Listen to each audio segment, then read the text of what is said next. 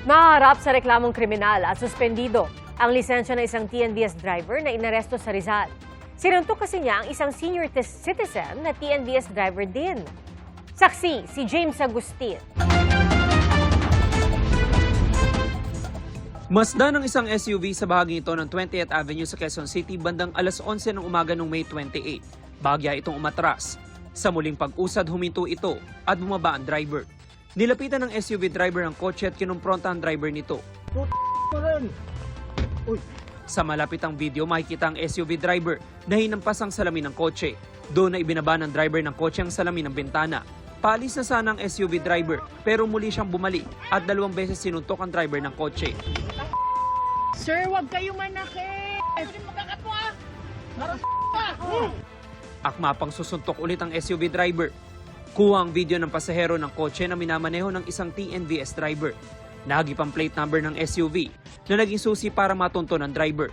Sa follow-up operation ng pulisya sa Rizal, naaresto ang 53 taong gulang na driver ng SUV na napag-alaman ng isa rin palang TNVS driver.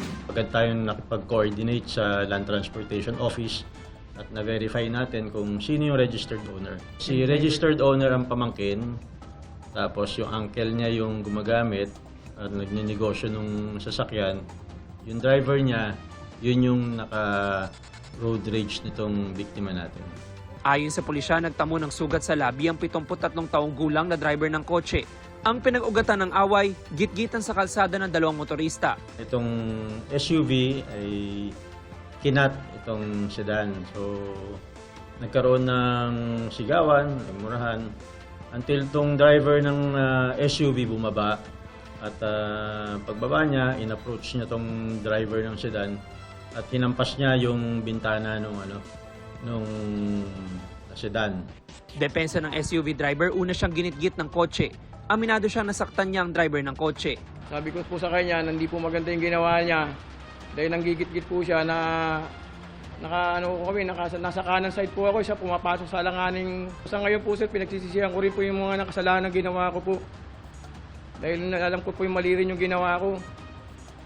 So, humingi rin puro ko ng tawad sa kanyang pamilya at sa mga taong nanonood na nagagalit sa akin. Nasampa na ang SUV driver ng mga reklamong slight physical injury at unjust vexation. Sinuspindi naman ng Land Transportation Office ang lisensya ng SUV driver sa loob ng 70 araw. Naglabas din ang ahensya ng show cause order laban sa driver at rehistradong may-ari ng sasakyan. Kailangan nilang humarap sa Intelligence and Investigation Division ng LTO Central Office bukas, alas 3 ng hapon. Maging mahinahon tayo sa lahat ng pagkakataon. Huwag tayong pikon sa kalsada at huwag natin pairalin yung ego at init ng ulo. Lahat naman po ay nadadaan sa pagiging mahinahon. Ako si James Agustin, ang inyong saksi.